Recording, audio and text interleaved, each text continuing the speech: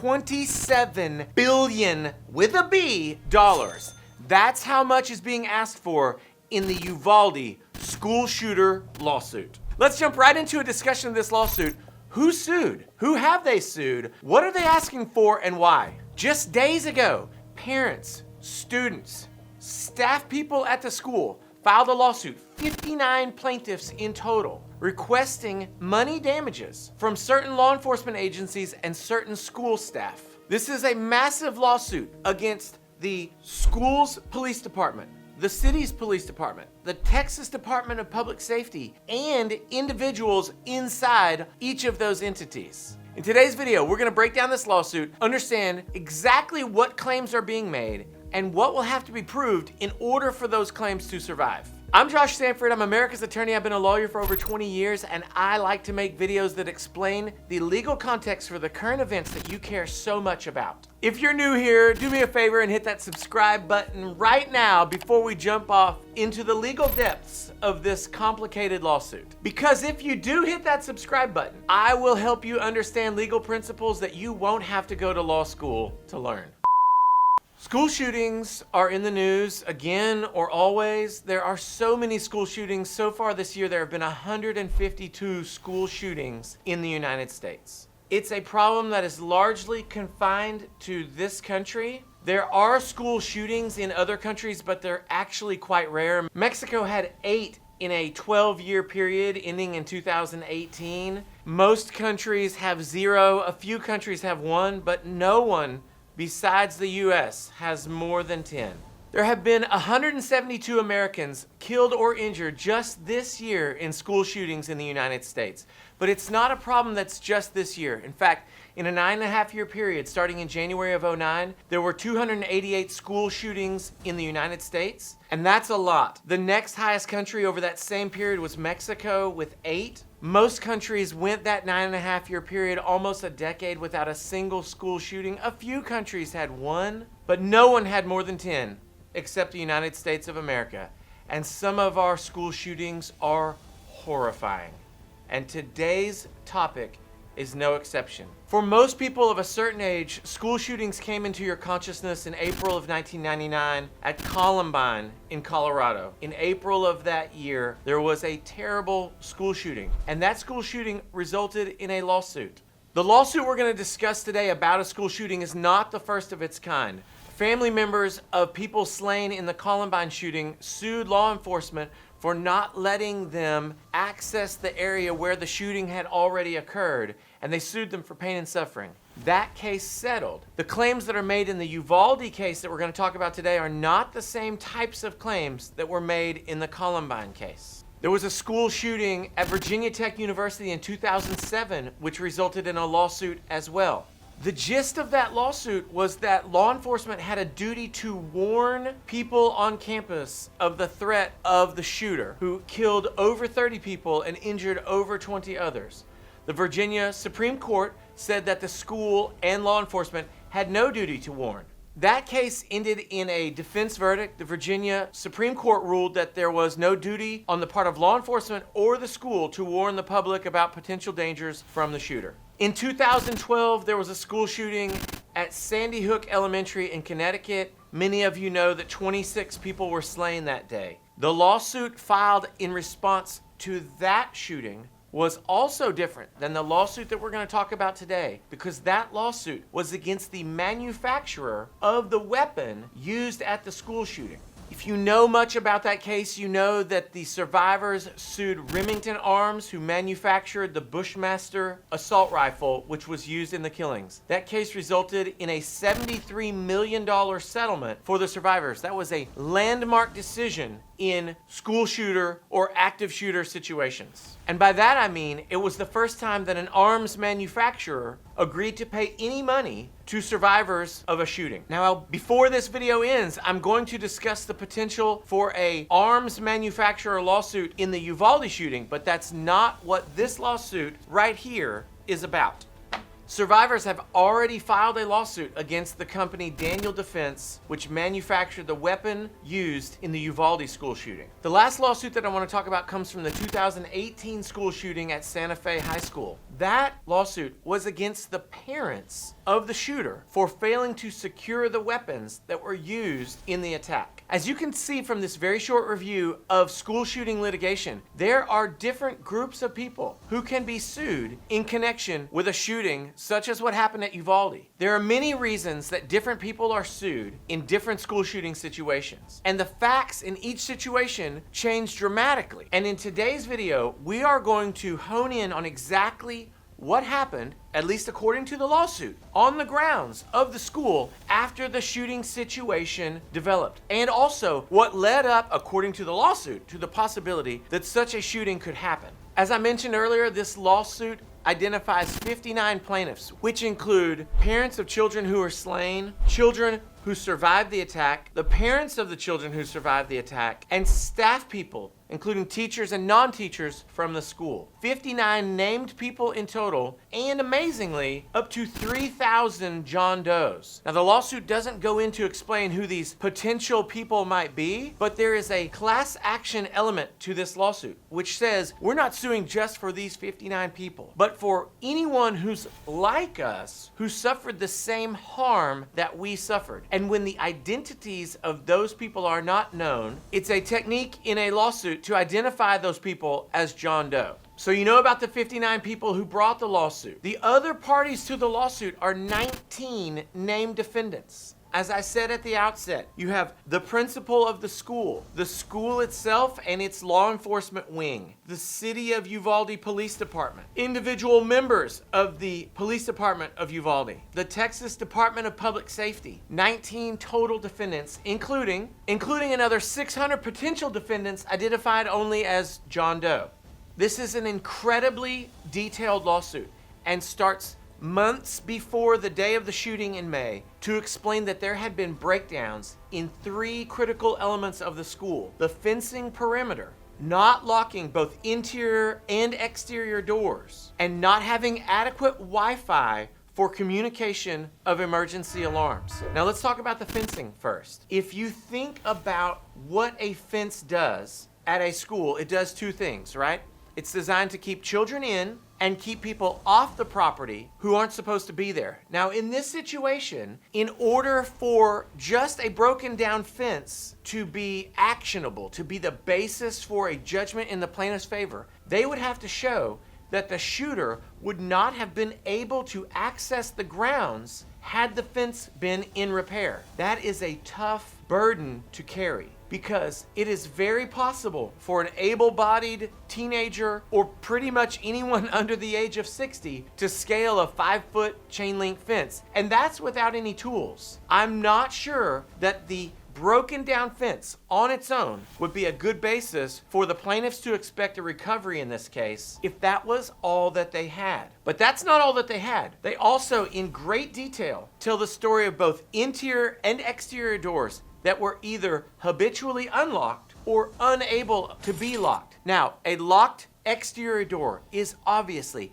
a much greater impediment to entry from an outside intruder than a fence, because as we discussed, an able-bodied person can get around or over or with proper tools through a fence. But a locked door is a much more meaningful barrier. And according to the lawsuit, doors were habitually propped open for either ventilation or convenience, it doesn't necessarily say, but in violation of the school's protocols. Other doors incapable of being locked, just not able to be secured from the inside.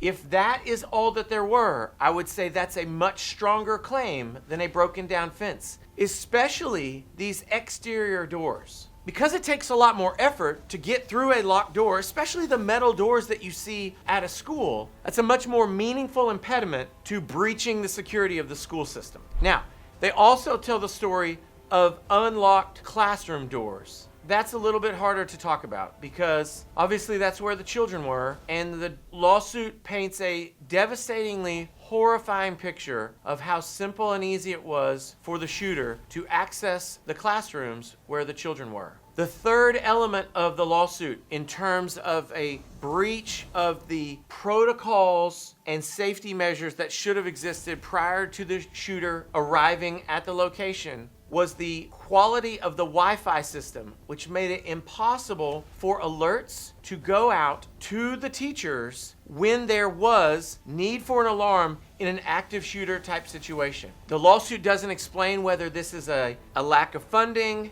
poor quality equipment, a lack of staff to keep equipment up, or what the basis for the failure was. But according to the lawsuit, the alerts that needed to go out to secure both students and staff were not able to reach all areas of the school. You might not think that any of those three elements on their own make much of a claim against the school system or the principal. It would be the plaintiff's theory that if you add all of those three problems together, you reach a level of negligence which is greater than simple negligence, but it is instead rising to a level of something called deliberate indifference. Deliberate indifference is a much higher standard than negligence. In fact, it's much more akin to willfulness or gross misconduct, where the defendant has turned a blind eye to an obvious problem. It's going to take a lot of discovery, a lot of trial preparation for parties on both sides to be able to build the type of case about those pre-shooting elements in order to convince a jury whether the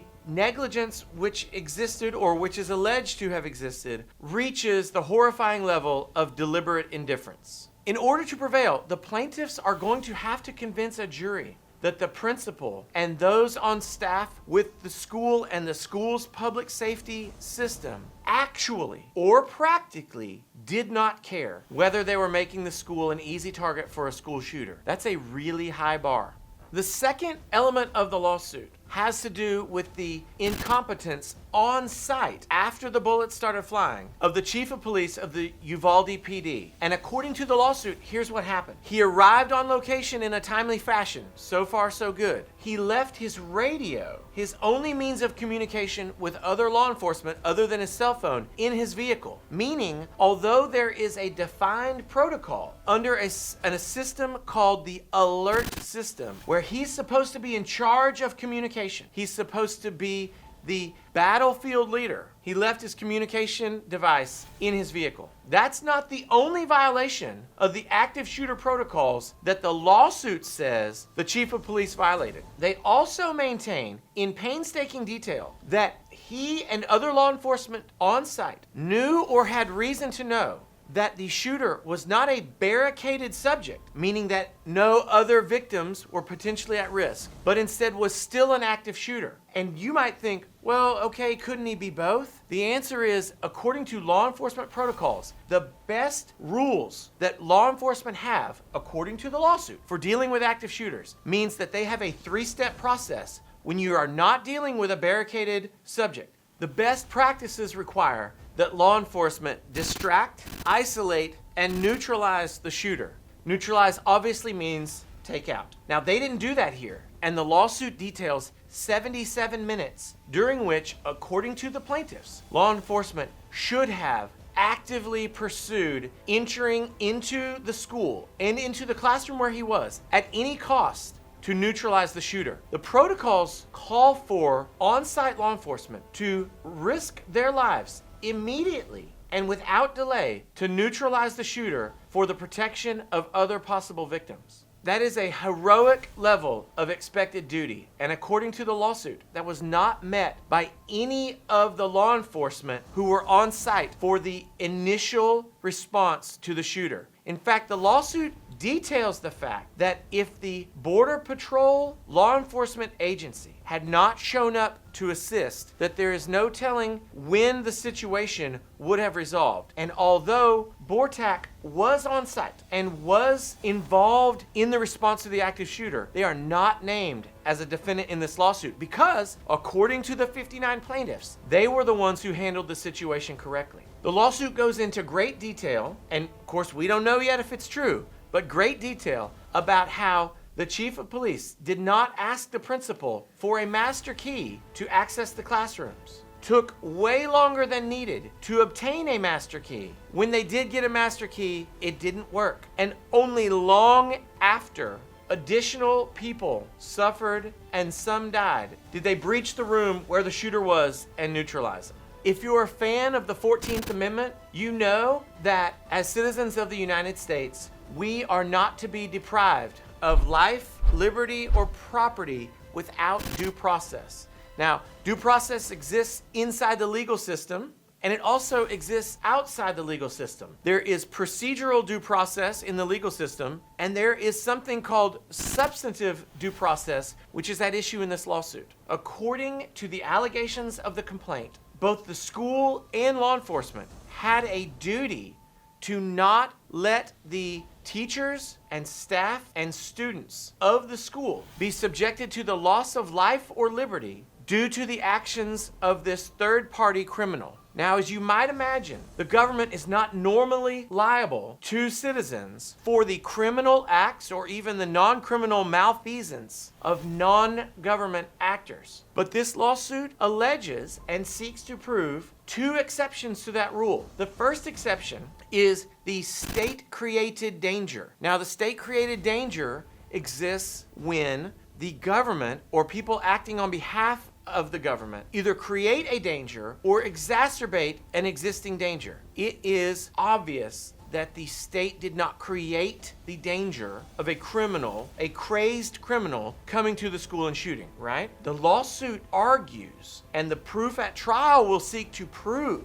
that the government actors failed in their duty to resolve the dangerous situation created by that third party. How? There are protocols which law enforcement are supposed to use according to this lawsuit. The lawsuit alleges they violated those protocols. So it's not a complicated argument. They are saying there is a best practices manual for what to do in this situation, and you didn't do it. Now, those facts will be disputed at trial, but it's not hard to imagine the plaintiffs being able to prove some level of non-compliance with protocols. But what level do they have to reach? Again, it's not simple negligence. It's deliberate indifference. So if the chief of police is untrained, if he's stressed, if he's incompetent, if he doesn't have the skills to handle the situation, if he's a bumbling idiot, which I'm not saying that he is, but if he is, does that mean that he's deliberately indifferent? That is a high bar that the plaintiffs will have to prove at trial. Indeed, it's not hard to imagine the chief of police taking the stand and saying, I didn't know what to do. I did the best I could. I didn't have the training I needed. I didn't mean to leave my radio. It was a split-second mistake. I was on my cell phone with another law enforcement agency when I got out of my car. I didn't realize I left it. I mean,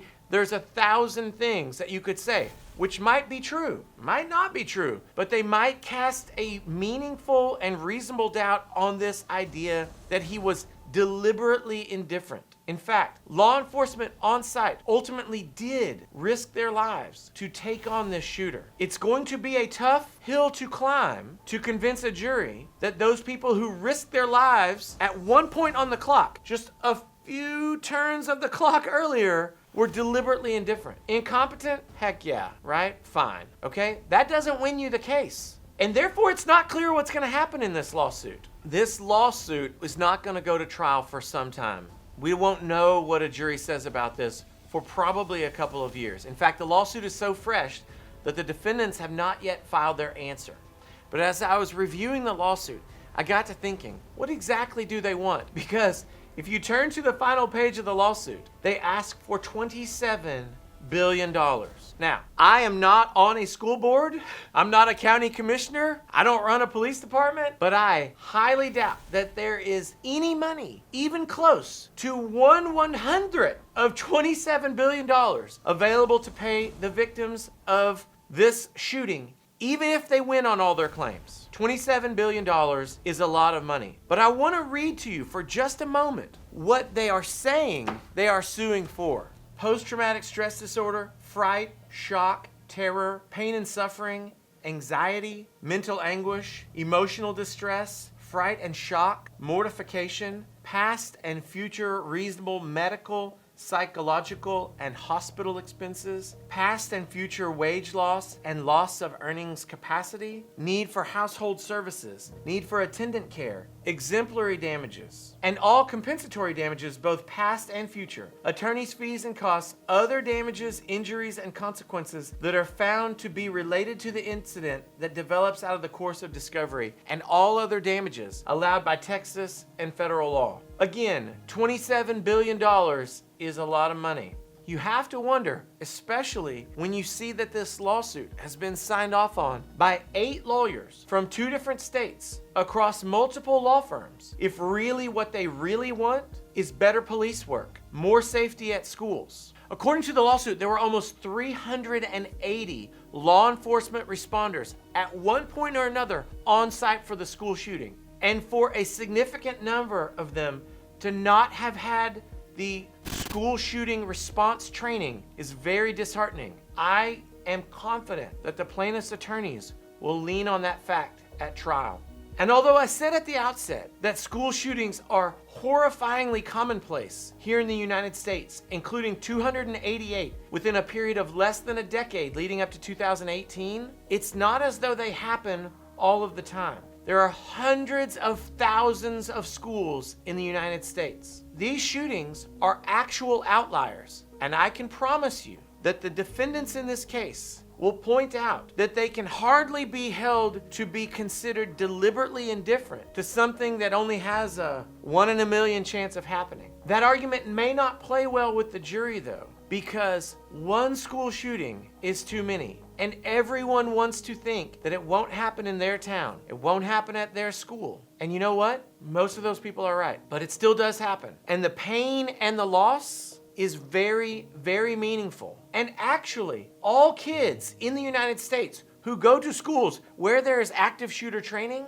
they are being educated under the weight, under the burden of the knowledge of this risk. Now, 2 generations ago, you had kids who hid under their desk for nuclear attack training, right? That was a stressor that children lived with in the 60s, 70s, and 80s. That's not done anymore. Today's risks are not from the Soviet Union. Today's risks are not nuclear. Today's risks are classmates and former classmates with high-powered weapons that can kill dozens, if not hundreds, of other people in a matter of seconds or minutes. And those people, those potential shooters, are around us all the time. This is a complicated and fascinating lawsuit. I'm going to be keeping an eye on it. It's not the only lawsuit. If you'd like to see my commentary and analysis on the lawsuit from the Uvalde school shooting that's against the makers of the weapon used, comment below and let me know. It is a completely different legal theory that they would be using against the maker of a gun, as opposed to the legal theory used against law enforcement and school districts. Now, if you're interested in other videos about school shootings, check out right here. We take a look at the Parkland shooter sentencing in that video. If you've not already subscribed to the channel, please do so. I will see you very soon.